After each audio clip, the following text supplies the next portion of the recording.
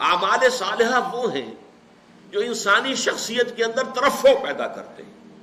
انسانی شخصیت کے اندر ترقی پیدا کرتے ہیں،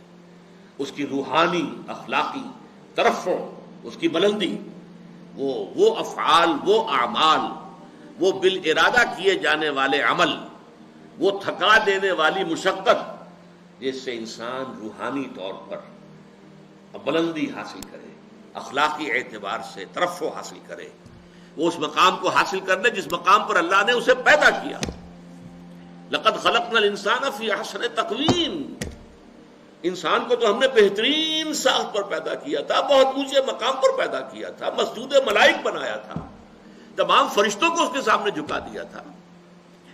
فسجد الملائکۃ کلھم اجمعون، لیکن پھر وہ گرتا ہے، ثم رددناہ اسفل سافلین، وہ پھر نچلوں میں سب سے نیچے، الا الذین آمنوا وعملوا الصالحات۔ اس پستی سے ابھرنے کے لیے پہاڑ سے آپ کو نیچے گرا دیا گیا، پہاڑ پر چڑھنے کے لیے آپ کو مشقت کرنی ہوگی، چڑھنا ہوگا۔ وہ چڑھائی ہے ایمان اور عمل صالح کی چڑھائی، تاکہ آپ اپنے اس اصل مقام کو حاصل کر لیں جس پر اللہ نے آپ کو پیدا کیا ہے۔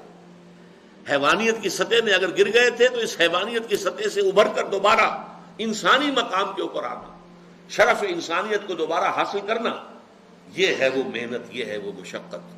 اس کے لیے اللہ تعالیٰ نے ہمیں ہدایات دی ہیں، وہ کون سے اعمال ہیں، وہ کون سے افعال ہیں، کیا کرنے سے تمہاری شخصیت جو ہے وہ نشو و نما پائے گی، تمہاری سیرت میں نکھار پیدا ہوگا، تمہیں روحانی طور پر ترفع حاصل ہوگا، وہ ہے عمل الصالحات وتواصوا بالحق